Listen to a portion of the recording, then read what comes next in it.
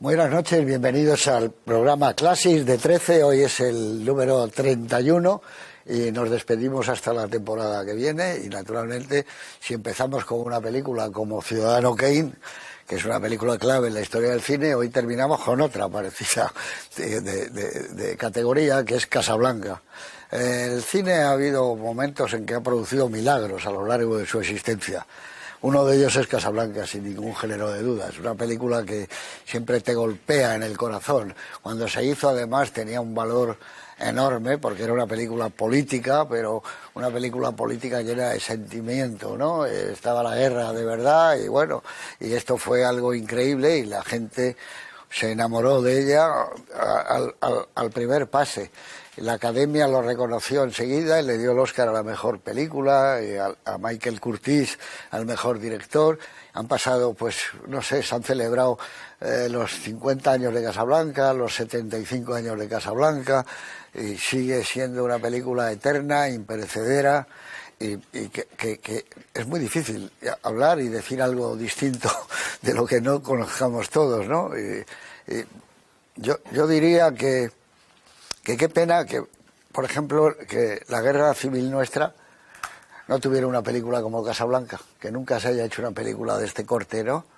Porque es una película llena de buenos valores, sin dejar de ser una película políticamente fuerte en todos los aspectos. Además es una gran historia de amor, es un melodrama, bueno, por donde lo mires. Y la miticidad que ha ido alcanzando con los personajes, con Rick Blaine, con Ilsa, esa chica guapa, incapaz de elegir, y el personaje al que todo parece que le ha pasado la última noche, como es Rick Blaine, el héroe de la resistencia, el hombre del juego. Cada 2 o 3 meses siempre se saca cualquier diálogo de Casablanca. Pues esto es como la película de Casablanca, cuando llega él y dice, no sabía que se jugaba, mientras le están dando las ganancias. Es muy difícil. Es una película mítica, forma parte de la cultura del siglo XX, de la cultura popular del siglo XX. Es una de las películas clásicas de Hollywood, como puede ser Lo que el viento se llevó, como puede ser El ladrón de Bagdad, que lo fue en la época muda de Raúl Walsh, como puede ser El mago de Oz. Hay una serie de películas que han alcanzado ese grado de que no es que sean buenas u obras maestras, no, son sublimes. Y esta es una película de ese tipo. Señor Torredulce, don Eduardo, muy buenas noches. Hola, José Luis, buenas noches. Que digo que es muy difícil hablar a estas alturas del metraje de Casablanca y tratar de decir algo que no hayamos dicho o escrito a lo largo de los años, ¿no? Pero evidentemente ahí sigue Casablanca. La pones en marcha, suena un poquito la marsellesa y esa gente esperando, y te metes, ¡bum!, y te absorbe.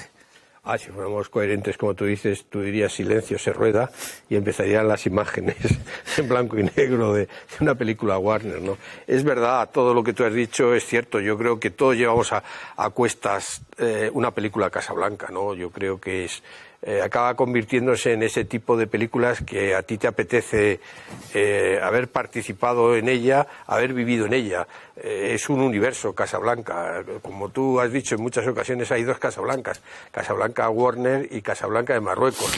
Y no hay color, evidentemente, ¿no? Por muy atractivo que sea Marruecos en general, exótico, pero el exotismo que da el cine, que es realidad más un plus enorme de sueños, eso es algo absolutamente aparte, ¿no?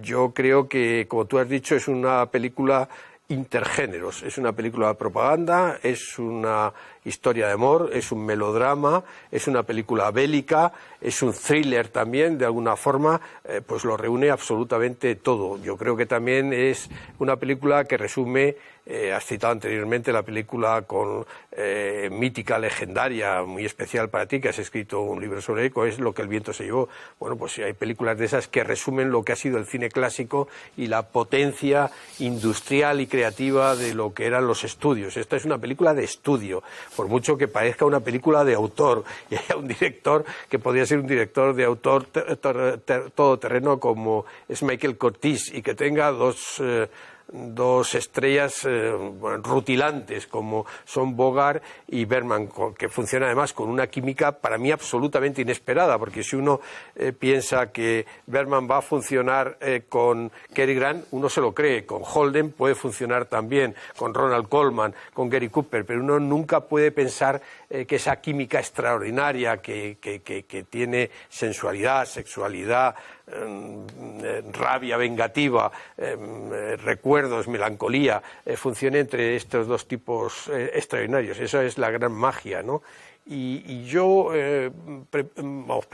pensando en esta película y volviéndola a ver otra vez, lo que pienso es que esta película tan romántica y tan comprometida con su tiempo, por otra parte, es una película que cuenta una historia tan universal que la podría haber rodado cualquiera. Y si cerramos los ojos, dejando a Hawks, que la rodó con Tener y no tener, Spielberg, Hitchcock, Billy Wilder, Lubitsch, Cukor, Raoul Walsh, Martin Scorsese, Leo McCarthy, Roberto Rossellini, Truffaut, Ingmar Bergman, Jean Renoir, David Lean, Nicolas Ray, Clint Eastwood, y pensamos en Los puentes de Madison, Pollack, que hizo un remake de alguna forma con Havana. Cualquiera de estos directores le das la historia de Casablanca y habrían desarrollado, tomando alguno de los personajes, de las situaciones, potenciando algo, otro tipo de película y siempre extraordinaria. Es decir, hay algo ahí en la historia de Casablanca, en esa historia que aparece de una obra de teatro, que entra una legión de escritores para escribirla, que es tan poderosa, que pese a que, como dice la canción As Time Goes By, always the same story, siempre la misma historia, porque es verdad, todas las historias están escritas, es tan poderosa que he hecho este pequeño catálogo y está ahí. Y si cuentas con Sinatra y Rita Hayworth, tienes una película extraordinaria. Y si cuentas con Cary Grant y Grace Kelly, tienes otra historia extraordinaria. Y podríamos seguir así. Esa es la magia tan fantástica, tan especial que tienen las películas intercambiables, porque hay películas que dicen esta es una película que solo conviene con estos actores, con esto. No, Casablanca es una avenida de emociones, una avenida de talento, una cantidad de cosas que suceden a lo largo de la película que la hacen esa película formidable que, como tú dices, sirve de citas y sirve de refugio y sirve de volverla a visitar de forma continua, de forma inagotable.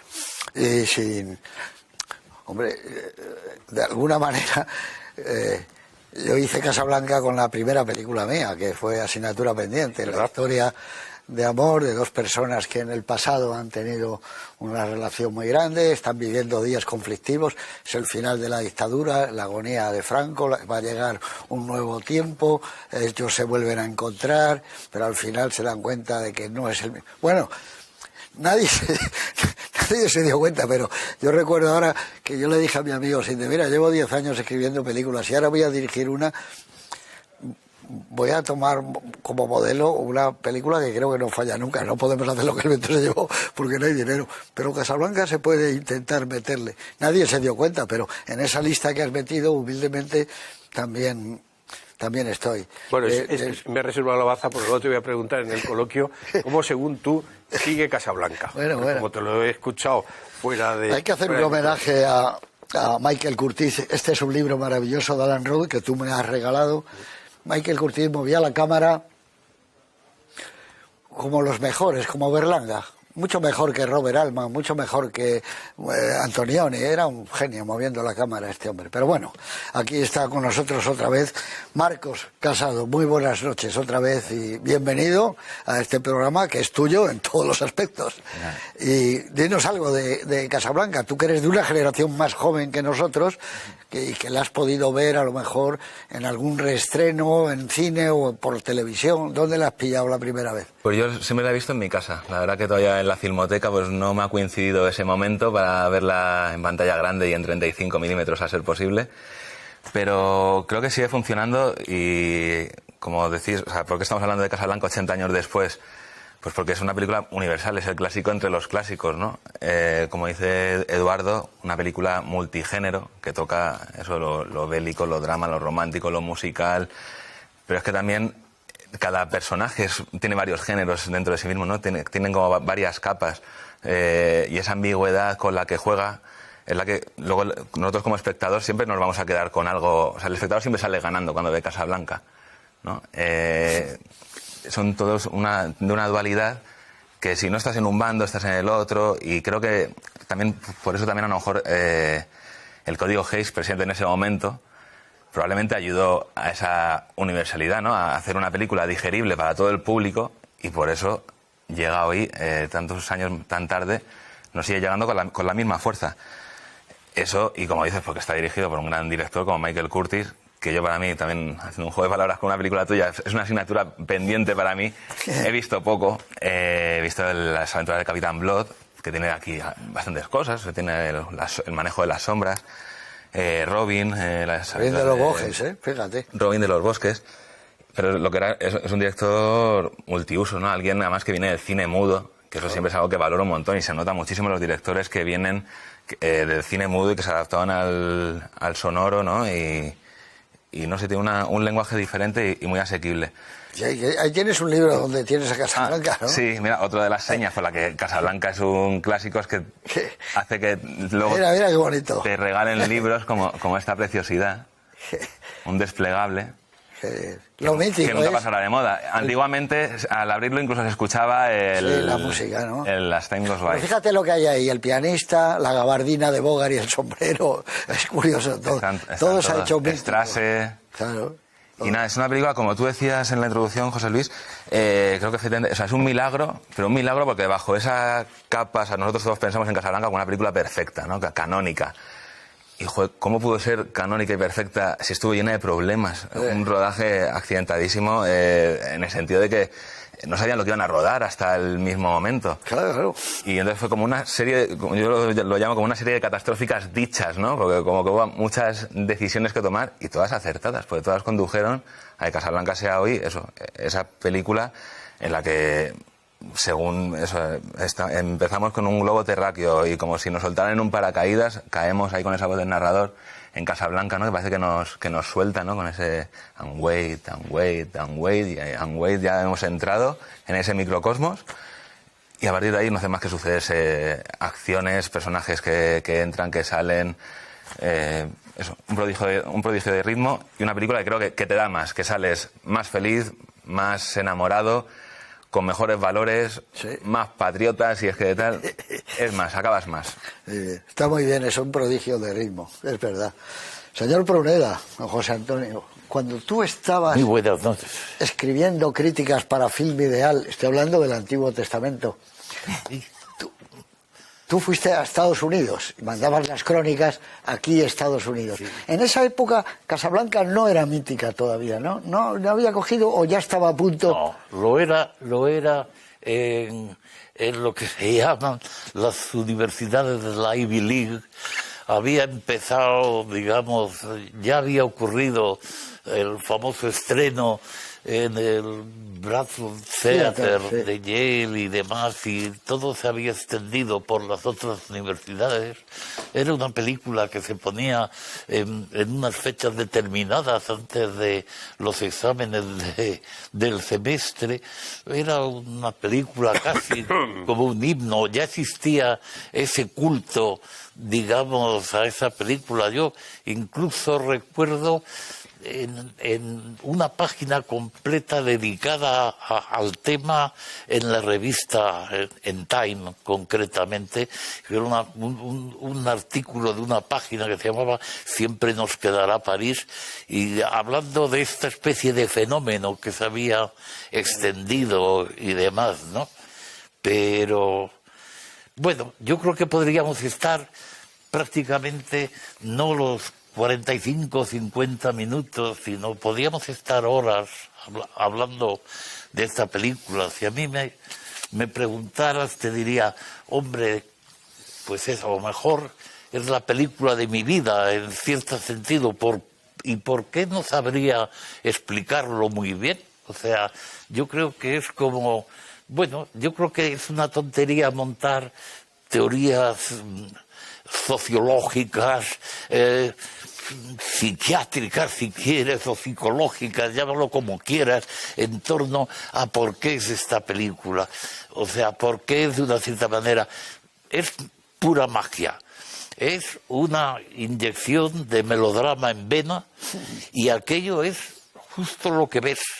Es después, a nivel de anécdotas, dices, pues si parece que es una película hecha en contra de los que la han hecho o han interpretado. Ninguno de ellos sabía verdaderamente bien lo que se estaba rodando. Yo no me atrevería a pensar en Casablanca con otros actores distintos de los que hay.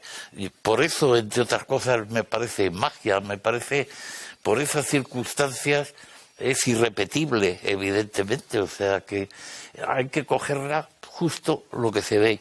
Y te llega o no te llega, ¿qué más da? O sea, pero de repente hay un proceso extraño de identificación que te envuelve todo ese sentimiento y prácticamente, no sé, hay un hecho innegable. O sea, no creo, seguro que hay mejores diálogos escritos en alguna película, pero la verdad es que yo creo que si haces una encuesta hay un porcentaje elevadísimo, por supuesto, no solamente de aficionados, que se saben de memoria trozos de los diálogos de esta película, con toda su carga emocional. Tú has dicho, y es verdad, que es una película irrepetible. Yo creo que es la catedral de Chartres de las películas irrepetibles. Hay muchas películas que no se pueden volver a hacer. El ladrón de bicicletas es una película irrepetible. Ordet de Dreyer es irrepetible. Y Casablanca es una película irrepetible porque está metida en ella la atmósfera de un tiempo. Tú has citado el Brattle Theater. Ahí fue exactamente donde los estudiantes aquellos de Harvard vieron la película Casablanca y vieron a Bogart, a Rick Blaine con aquella chaqueta blanca, la pajarita negra, esa mirada arcillosa, y dijeron, este es el nuevo tipo distinto del que nosotros habíamos visto, el de la posguerra, ¿no? Es un héroe a imitar, es algo increíble, es un tipo romántico además, y cree en lo que hay que creer, que nosotros nos está costando. Y como decía Marco, es verdad, es una película que la ves y ya no digo que salgas mejor, sales distinto. Has tenido una sensación, has hecho un viaje astral con la película. Así que con todos ustedes, y luego hablaremos de ella, Casablanca, una película de 1942 que hay que batir palmas por la Academia de Hollywood, los que eran entonces miembros de la Academia, porque se dieron cuenta enseguida, a los 2 meses de su estreno, de que era la mejor película que se había hecho ese año y probablemente muchos años más, y le dieron el Oscar y se lo dieron a Michael Curtiz, nominaron a Humphrey Bogart, le dieron el Oscar al guión, bueno, y lo vieron muy claro. Con todos ustedes, insisto, Casablanca, 1942, dirigida por Michael Curtiz.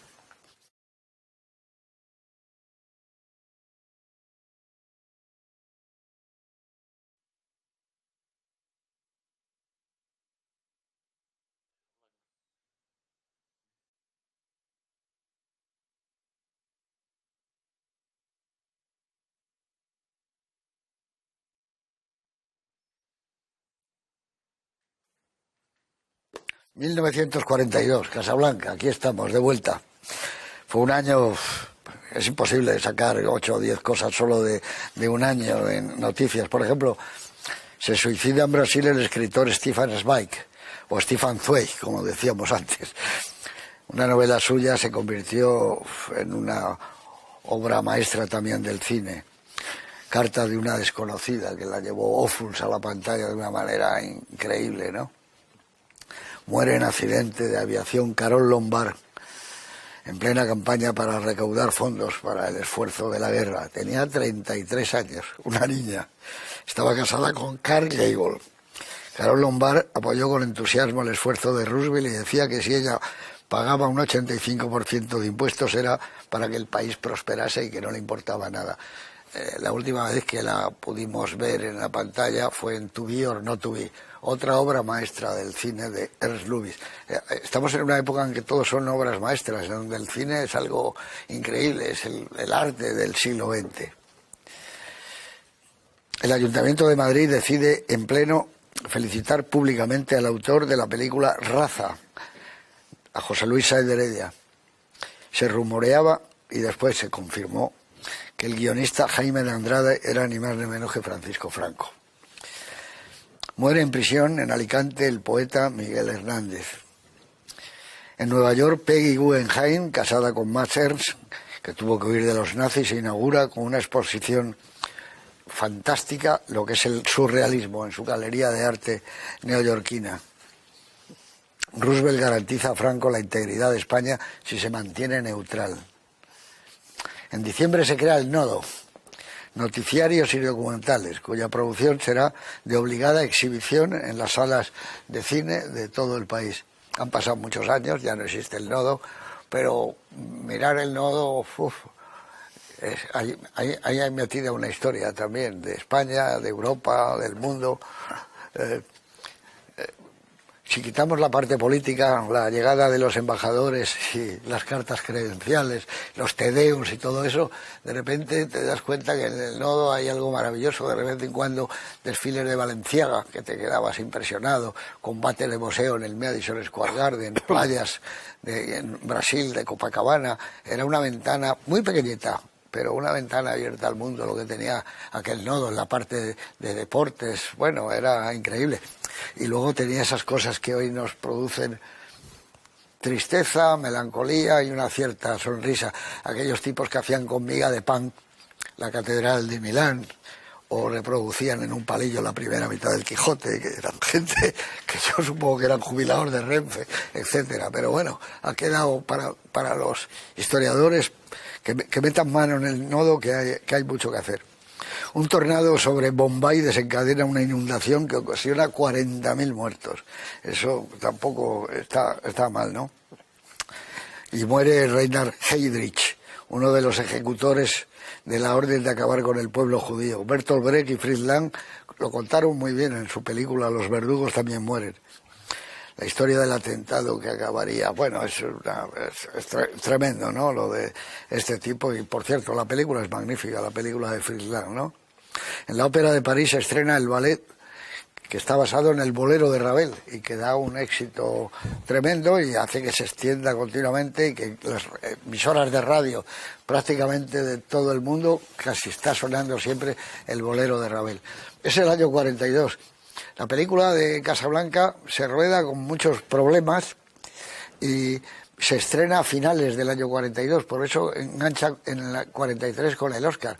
Pero no se sabía muy bien lo que iba a ocurrir con la película, ni siquiera una vez montada, porque para unos les parecía excesivamente melodramática, otros creían que era demasiado sentimental, no lo tenían claro ni siquiera los actores.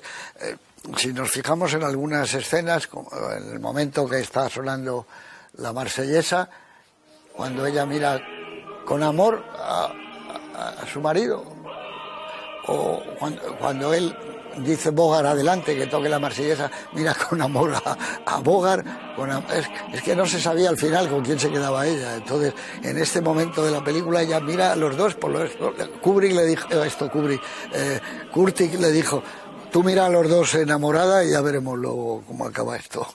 Pero así fueron muchas escenas de la película, de esta obra de teatro que nunca se había estrenado en Broadway ni en ningún sitio. Todo el mundo acude a Rick y que se fue transformando en un guión y, como decía Eduardo, una legión de escritores. Es decir, que aparte de los hermanos que estuvieron, sí, los hermanos que les gustaban tanto, eran unos aficionados tremendos a los coches, ¿no? Porque le ponían los nombres de coches, ¿no? Inspector Renault, ¿no? Y todos. Ferrari, que mataba las moscas, todos los, ¿no? Pero bueno, también está Howard Koch, que es otro de los guionistas, que ya había hecho Carta de una desconocida. Pero luego hay una legión de escritores, como decía Eduardo, que estaban a sueldo y que les pasaban el guión y metían una frase como cualquiera de los que estaban allí. Y hay frases como $1 por tus pensamientos. En mi país no te daría ni un centavo. Bueno, esa es una frase de uno que mete ahí la pluma, que no estaba en el guión. Entonces es como decíamos, un milagro, es como una concatenación de milagros que va uno detrás de otro y la película sale para adelante poco a poco, rodando en un estudio muy pequeño. Las escenas en el aeropuerto, es que yo estuve una vez en Warner con Enrique Herreros, es como de aquí a una pared de 15, 20 metros, no hay más. Y todo esto hecho con niebla, claro, y un avión como de juguete que está distinto. Es como todo, tú decías, es magia. Esa película es un poco magia, el café, todo es un poco extraño. ¿Puedo añadir algo a...? Sí, claro, por supuesto. Ya me enrollé. Estar diciendo eso es que ya me iba a ajustar al caso y es una cosa que no quiero que se pierda, porque es verdad que, ya te digo, pues en 80 años de Casablanca probablemente hay pocas cosas que no se hayan dicho ya. Pero estos días investigando, había una cosa que me ha choqueado totalmente y que desconocía. No sé si probablemente vosotros lo sepáis, pero si no lo comparto con el resto de espectadores. Y es que en ese estudio, como tú dices, que toda la película, excepto el aterrizaje de Strasse, que era en un aeropuerto de verdad, de ahí de Los Ángeles, que se rodó de día, el resto es todo estudio. Porque además en los aeropuertos en esa época, por la noche, por esto no se podía rodar. Y entonces, efectivamente, en el estudio 11 de la Warner, que es donde se rodó la serie Urgencia durante 15 años, tal, como había ese problema de las distancias, como dices, que es mucho más pequeño de lo que realmente parece, tenían la silueta de ese avión. Y para forzar la perspectiva y mantener el realismo de que eso siga pareciendo un aeropuerto y haya mecánicos y tal, los mecánicos que aparecen son acondroplásicos, son gente pequeña. Sí, claro. No son actores de talla al uso. Y entonces, joder, eso es la magia del cine. Eso lo hizo Billy Wilder en El apartamento. Los últimos que están sentados tienen unas mesas muy pequeñas y son gente... Esos juegos de perspectiva me encantan. Luego he leído en que Ridley Scott en Alien también lo hizo con su hijo y alumnos tal. Pero eso me encanta, o sea, hacer trucos súper falsos. Hay que ser un director tan bueno como para rodar en estas condiciones. Es que tienes un plató muy pequeño, hay que hacer un despegue de un avión, todo en el momento más importante de la película, con aquella despedida con sombreros envuelta en niebla y eso. Pero a ver cómo sale este avión. Si es un avión de juguete, claro, es como de aeromodelismo. Pero no te lo planteas cuando estás viendo la película. Yo creo que la magia del cine y la magia del cine clásico es que lograban que te creyeras todo lo que pasaba en la pantalla. También añadido a que había una alianza del espectador con lo que sucedía en la pantalla, mientras que ahora esa alianza ha desaparecido, ¿no? Tú como dices que el cine es mentira, ¿no? Falso pero sincero. Falso pero sincero, pero es verdad. El cine es todo mentira, pero es todo verdad. Claro. Si fuera solo mentira, no te llevarías la película a tu vida, no la citarías, no estarías visitándola continuamente, ¿no? Aquí es una historia sobre seres humanos. Lo que pasa es que no hay nada impostado, no hay absolutamente... Claro. La propaganda que hay entra con absoluta facilidad. La famosa secuencia de la Marsellesa es brutalmente emocional, pues porque está contada con sinceridad, pero además sin ningún tipo de énfasis, porque empiezan a cantar los nazis, porque van entrando poco a poco, y yo creo que esta es una película, has citado anteriormente la secuencia final, la famosa secuencia final, es una película que resume toda la potencialidad de Hollywood, porque ahí lo que está es alguien que ha rodado muy bien, todo un equipo técnico que ha iluminado muy bien, todos los gadgets utilizan esa situación y la secuencia está poderosísimamente montada. Esta es una secuencia de montaje. Owen Marks era el montador. Han cogido todo lo que se rodó y han dotado a la escena de una progresión dramática, de una progresión emocional, y siempre estás viendo al hilo del diálogo los rostros. Solo hay un primer plano prácticamente de Bergman, si no recuerdo mal, el resto son planos generales o planos medios, y acabas con ese enorme plano general, con ellos chapoteando en el agua, en ese pequeño estudio, saliéndose fuera del mundo de la película y de tus vidas. Es decir, es la precisión de una maquinaria engrasada perfectamente, en la que probablemente la persona más importante de esta película es Hal Wallis, el productor. El productor al que en la ceremonia de los Oscars le puso la zancadilla a Jack Warner cuando cuando dieron el premio a la película se levantó Hal Wallis a recoger el Oscar y le zancadilló, lo tiró al suelo. Y a partir de ese momento Hal Wallis dijo, ahí te quedas, Jack. Y empezó una carrera estupenda. Estupenda, como buenísimo. entre otros en Paramount, etcétera. Es que además, pero él fue el que coge la historia, el que cree en la historia, el que empieza a desarrollarla, el que impone además a todos los intérpretes, a Bogart para empezar, el que resiste las presiones de Warner de mucho tipo, de mucho tiempo, y el que se enfrenta con ese rodaje, bueno, yo tampoco diría que caótico, sino bastante habitual en las películas de entonces. Wallis, el 7 de diciembre, cuando el bombardeo de Pearl Harbor, dijo, ya tenemos todo, hasta lo que nos faltaba la guerra, ahora ya tenemos todo para la película. Es que lo que yo digo siempre es que cuando ves una escena exterior noche, suele ser interior día, claro, porque la haces en plató. Entonces, que a partir de ahí, todo no es verdad, pero el cine, siempre digo yo, es falso pero sincero, tiene que ser falso pero sincero. Y en esta película es exactamente así. Está rodada toda en plató, todo es en estudio, pero amigo, tiene una luz maravillosa, y lo que tú has citado, el montaje, es que tiene un ritmo increíble la película. Fíjate que hay como diversos, digamos, escalones, etapas, llámalo como quieras. Yo creo que la gran verdad es la que acaba de decir Eduardo, de que realmente el autor profundo de Casablanca es Hal Wallis. Es el primero que encarga, el que se encarga, ve un informe por ahí de que alguien le dice, hombre, esto no está mal, hay un material ahí. Encarga un guión a un equipo, digamos, que llega a completar un guión, entre ellos un cuñado suyo, Wally Klein, sí, era cuñado suyo y les encarga un guión. Entre tanto, más o menos, empieza la cosa y dice, bueno, ya irá esto. No está demasiado contento. Coge, habla con los hermanos Epstein, que creo que dijeron, no, nos vamos con Frank Capra, dijeron, venga, nos vamos a por qué luchamos. Y no, pero hacerla igual, por la noche. Epstein trabaja como locos y luego llama, sin decírselo a los Epstein, claro, llama a Howard Koch y le dice, oye, ven aquí, ponme la parte, prepárame un guión sobre esto. Y el otro llega y completa un guión. Y ya para rematar, coge y llama a Casey Robinson, claro, para que ya le dé... Casey Robinson es el autor de la frase, $1 por tus pensamientos. Ese es Casey Robinson. Y entonces dices, bueno, entonces, ¿quién? Claro, no me extraña. Esos guiones, esas páginas, digamos, llegaban al set de donde se rodaba, con todos los actores esperando a ver si llegaban las páginas, y se las tenían que aprender. O sea, que empezaban a acumular. Nadie sabía exactamente de qué iba la cosa.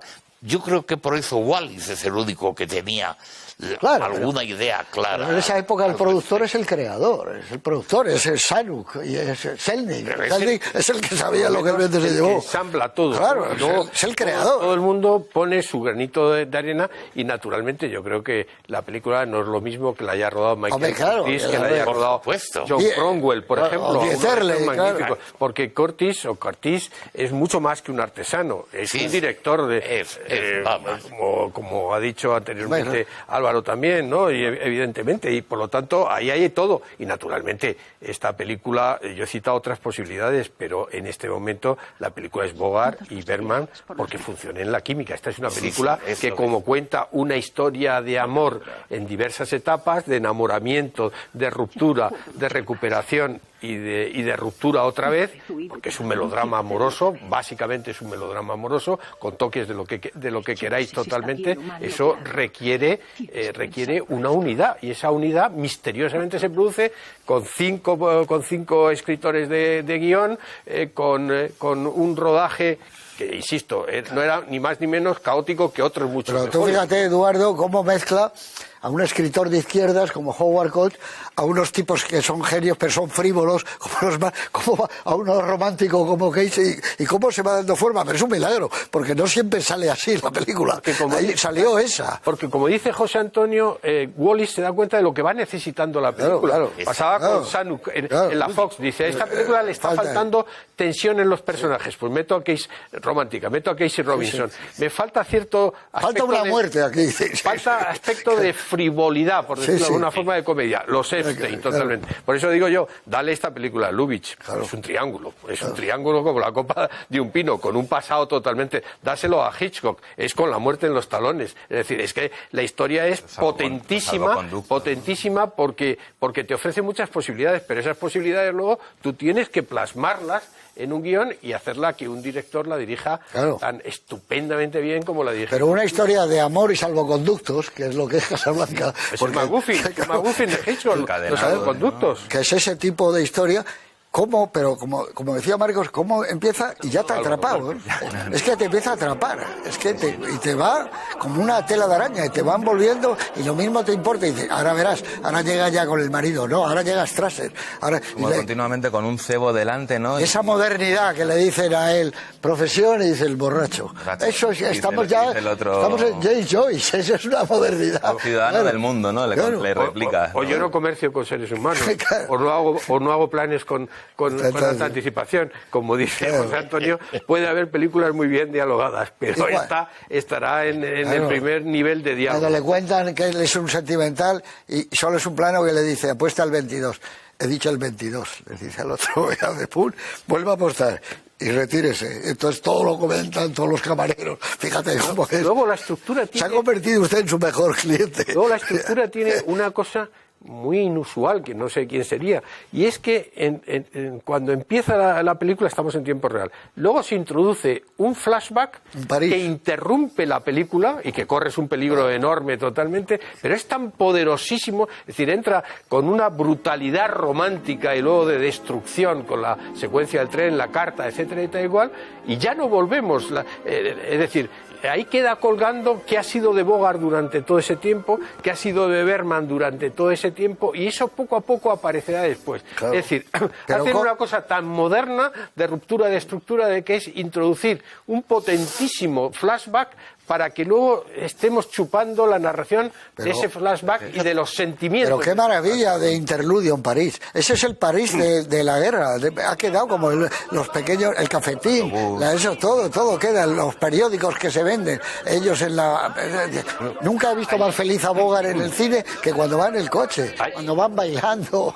Hay una canción que dio origen a una película que es The Last Time I Saw Paris, de Jerome Kern, creo que es, que cuenta eso, cómo era París antes, los taxis, los no sé qué, la gente de las terrazas. Pero contado en 10 minutos. La última vez que y esa estación con el agua chorreando, créeme que te quiero, no me preguntes por qué, Rick. Eso es clima.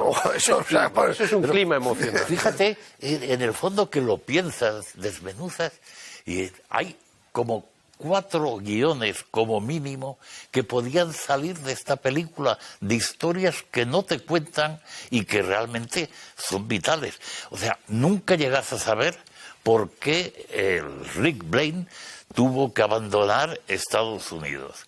Prácticamente estuvo en la guerra de España. Podías construir una historia sobre eso. Y de hecho tendría sentido. Podrías construir otra historia con la fascinación que Bergman puede sentir, digamos, su personaje Ilsa podría sentir por Víctor Laszlo, cuando Bergman te la imaginas con 16, 17 años y ve este paladín de libertad, o sea, y ahí está, o sea, podías construir eso y eso sería otra película. O sea, luego hay un thriller ahí clarísimamente en potencia, digamos. Es curioso.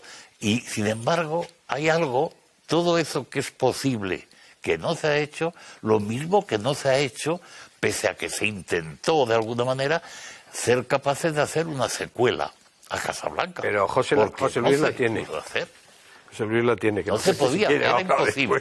Hombre, es muy difícil, ¿no? No, yo pensaba que José Luis alguna vez en conversaciones y tal, pues alguna vez ha dicho, hombre, pues al fin y al cabo es guionista, ¿no? O sea, sí, claro, yo pensaba que una secuela, ahorita ya termina la guerra, ella sigue casada naturalmente con este hombre, Bogart se ha ido a Nueva York, escribe en la página de deportes del New York Times o el Herald Tribune, esa cosa, es un periodista que le ves en el Guardian, en estos sitios, cuando llegan a Naciones Unidas, que en ese momento está naciendo Naciones Unidas, y tiene que llegar Víctor Laszlo, que es uno de los grandes jefes de Europa, y llegan allí, y ahí otra vez vuelven a conocerse ella y él.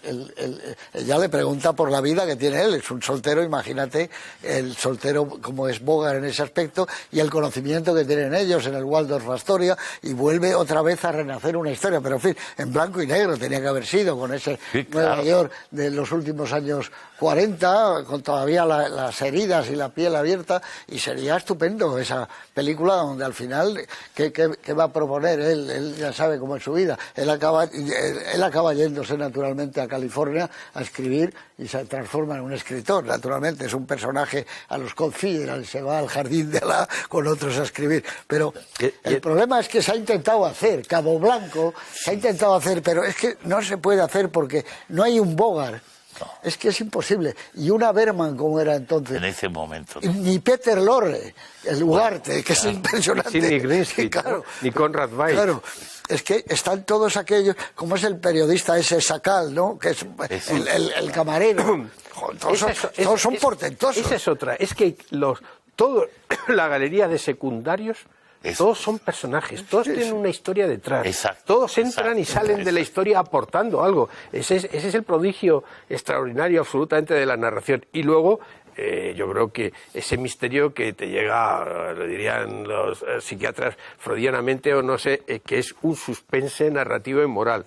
De verdad se quieren, se siguen queriendo, hay venganza, hay de alguna forma, no quiero meterme en más jaleos porque ya salí herido por parte de Bogart, ese suspense de verdad cuáles son los sentimientos de los dos personajes principales con respecto a la situación, eso lo mantiene la tensión de la película hasta el final, ¿no? Cuando ella son sinceros, están mintiendo. Ella saca el revólver y le dice, mátame, me harías un favor. Funde en negro, ahí se supone que hacen el amor. Vuelve a abrirse, otra vez se oye el monacín, el fuego, pero hacen el amor, eso es evidente. Para la época no se puede contar, porque era muy difícil hacerlo, pero tú tienes la sensación de que han decidido que nos vamos juntos y ya está. Pero ahí también hay una decisión inteligente, con lo que comentaba yo en la introducción, aplicando o pasando por el aro del código Hays, claro, no lo podían enseñar tal cual. Claro. Entonces, como tú dices, Beso fundió al Faro, que es un... Y menos en una película de propaganda, por eso claro.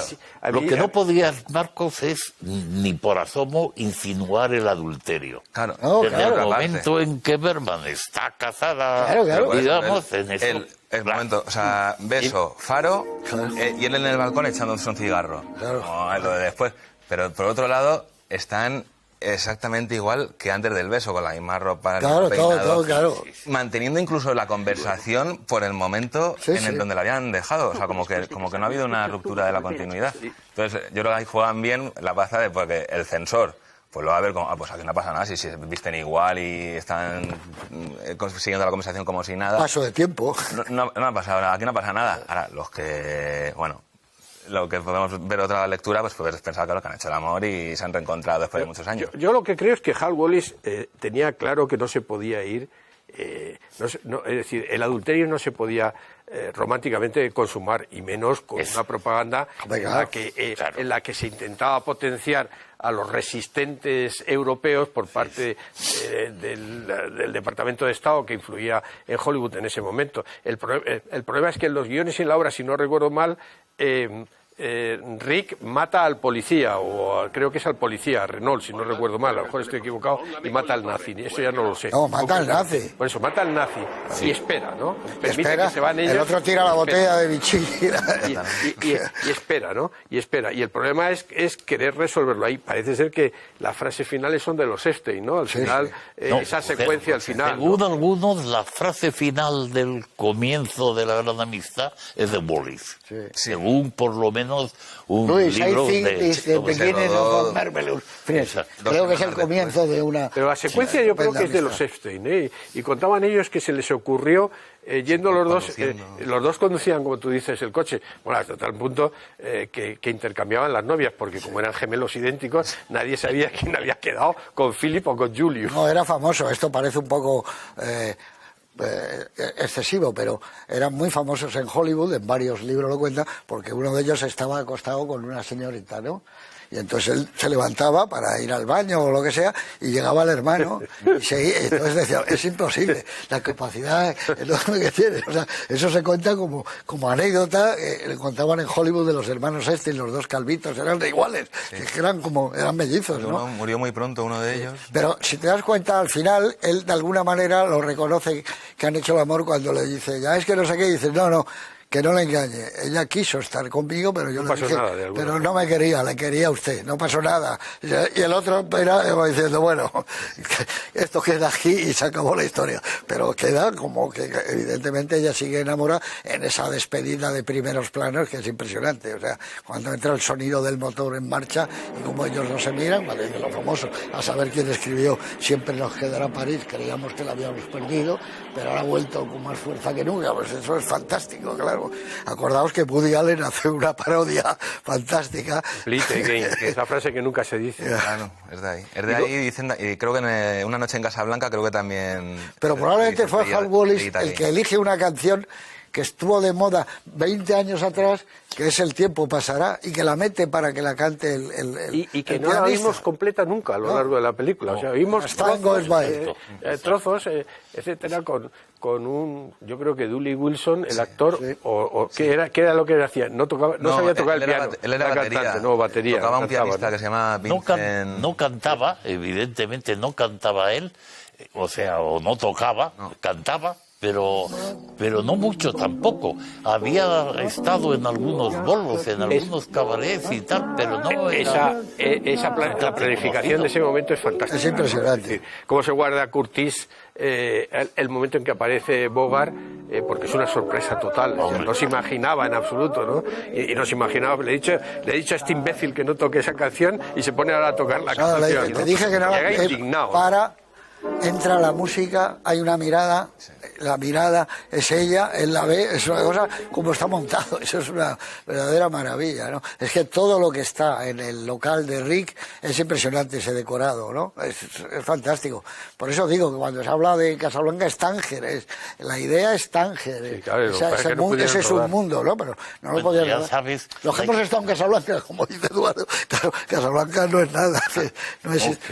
Claro, es el París de Lubis y de la Paramount es mucho más bonito que el de los chalecos amarillos, ¿no? Claro, evidentemente. Es que en el cine hay unas ciudades estupendas, ¿no? Lo que pasa que Bagdad, siempre te quedas con las 1001 noches, como era Bagdad, las torrecitas esas que hay, las terrazas, por donde va con la alfombra, pero esta es una película de Tular. Es que, ¿dónde nace la magia? No lo sabe nadie. No. El propio Wallis puso toda su profesionalidad y su conocimiento, y ahora voy a meter esto, y ahora tiene que entrar esta música, y que esta parte la escriba fulano, y luego los actores están colosales todos, es que da lo mismo si se creían en que acababan, si acabas conmigo, ¿no? Es impresionante. Bogart aporta algo esencial, es una cara que de repente le pasa un poco a Cary Grant, ¿no? Es el cine, joder, tú piensas Bogart jugando al ajedrez, firmando un cheque, madre mía, pero este tipo, la cara que tiene él, como lo bien que le sienta la ropa, cómo se mueve como si fuera realmente Susa. Es probablemente la película, curiosamente más romántica, pero también más ligera para Bogart, ¿no? Porque tiene sentido del humor, está mucho más relajado que en otras películas. Es un tipo que parece incluso escapado de una canción de Cole Porter, cuando él no era nada Cole Porter, ¿no? Es decir, que aporta algo que tenía Bogart, y que de alguna forma ciertos estereotipos fantásticos no le permitieron sacar. Esta sueca es muy alta, decía él. Claro. Pusieron eso que ahora está de moda, las plataformas. Sí. Que yo siempre pensaba que las plataformas lo que le ponían a Bogart, a Alan Ladd, James Cagney, a todos estos actores para igualarles. Pero es que aquí, además de plataformas, la planificación hace que estén por encima. O sea, que hay pedalinas, hay un recorrido de traveling que lleva lleva, no sé, una ventaja de altura, porque es que ella era muy alta. Sí, todo está muy bien. alta. Y luego está el vestuario, donde hay un genio No, que es claro. Corey Kelly. Joder, qué buen vestuario el amigo ella. y novio de Cary Grant. Ella, Pamela Blanca. Y dice, bueno, es que claro, es decir, los personajes definidos, ¿no? El smoking blanco de Bogart, que te lleva a ti directamente a la noche del Oscar, probablemente, ¿no? Pero cómo visten todos, ¿no? O sea, como Conrad Wright, bueno, Strasser sería antinazi, pero parece el hermano de Hitler, vamos, o de cualquiera de ellos, está fantástico. Sidney Greenstead parece que sale del Halcón Maltés y aterriza directamente en Casablanca, ¿no? En el personaje de Ferrari, Peter Lorre, extraordinario, el camarero ese Ozeta Skoll, los dos emigrantes que dice que era dice las 8 o'clock, o no sé qué dice, las o'clock, ¿no? Una cosa esta, ¿no? Es todo es La parejita búlgara, cuando le dice, hombre, la fastidia. Y Claude Rains, lo ves en Encadenado Claude Rains, y lo ves aquí y dices, bueno, qué actor tan extraordinario. Extraordinario. Sí, mi favorito, la frase esa de te estoy apuntando al corazón. Dice, es mi punto menos vulnerable. Me fascina, ¿no? No, y esa figuración que está... Que por eso yo digo siempre, los extras son muy importantes. La elección de los extras, las caras que tienen que tener. Más en una película como esta, que son refugiados. Eran todos refugiados. Claro, la mayoría. ¿Y cómo están elegidos? Entre refugiados de verdad que había en Hollywood. Decían que solo había 3 americanos, Bogart, el pianista, Dooley Wilson. y la que hace de húngara, que le pide el favor. El resto son todos exiliados, emigrantes.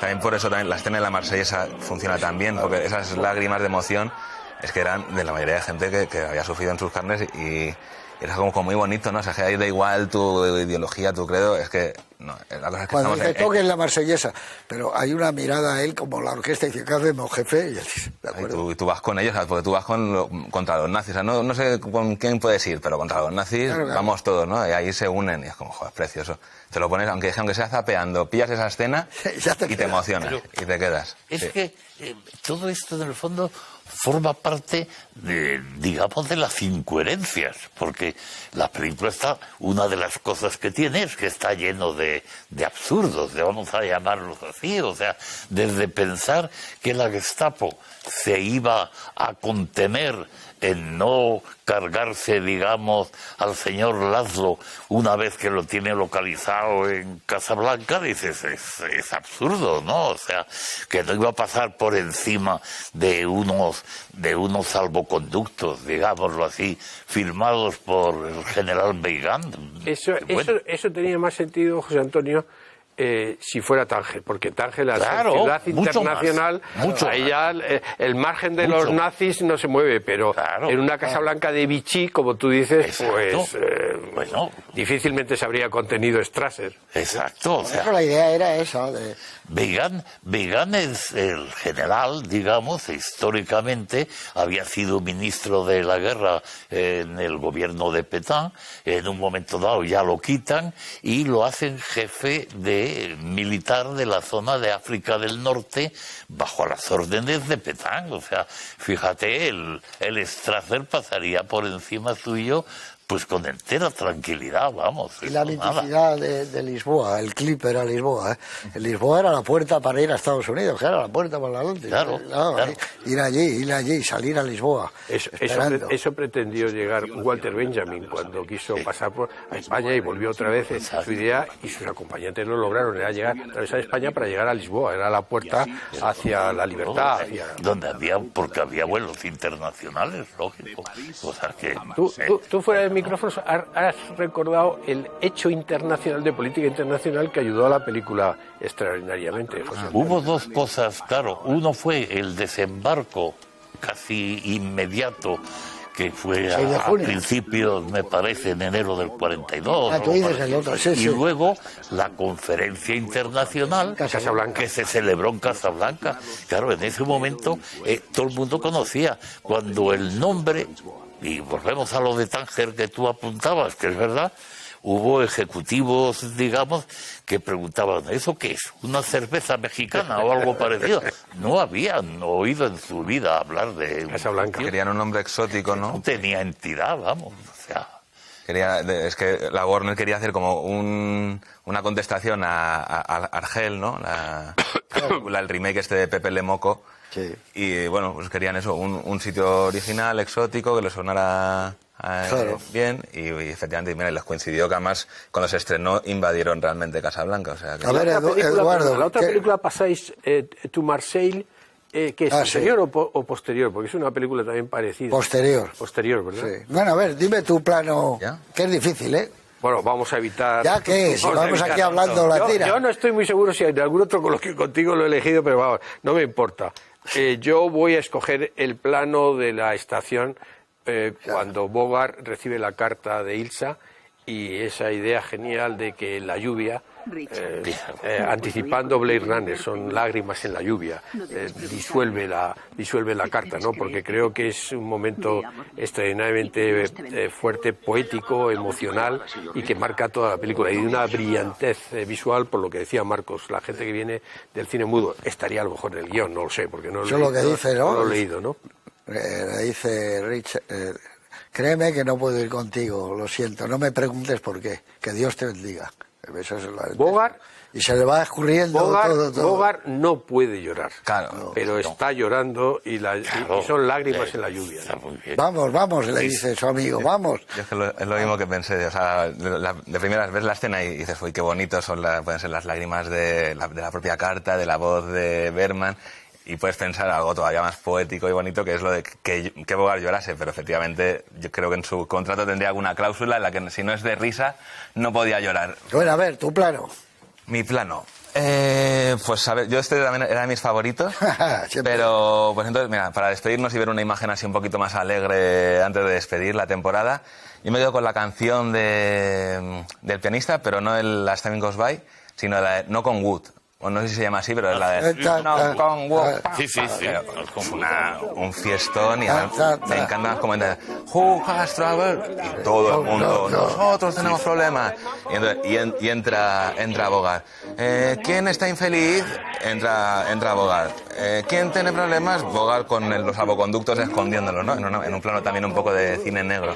Como que la canción, no sé, a la vez te va contando. Salvoconducto es una palabra que le va muy bien a la película. Sí. Es de esa época, ¿verdad? Salvoconducto. Bueno, a ver, tu plano. Yo lo he meditado mucho, que mucho, quede bien ¿verdad? claro. Yo también lo tengo aquí. He llegado, me encanta, vuelvo con Eduardo al flashback y me encanta el plano mudo de los dos en el coche ese descapotable cuando van, que es un plano rodado en transparencia, obviamente, porque simplemente es la sensación de inmensa felicidad que ese plano de Eso digo, yo nunca le he visto a Bogart nunca tan relajado y tan feliz y tan contento. Nunca, nada. Cuando entran, nada. que la bola está cantando. Pero ella al mismo tiempo está joven, luminosa. claro. No la vas a ver tampoco en el resto de la película. Está Con iluminada con bombillas por esa dentro, expresión. ¿verdad? Está iluminada por dentro. Por dentro. Sí, eso. Y luego, de alguna manera, cómo se va degradando cuando empieza a recordar estos, ¿no? Tú ibas de azul, los alemanes iban de gris.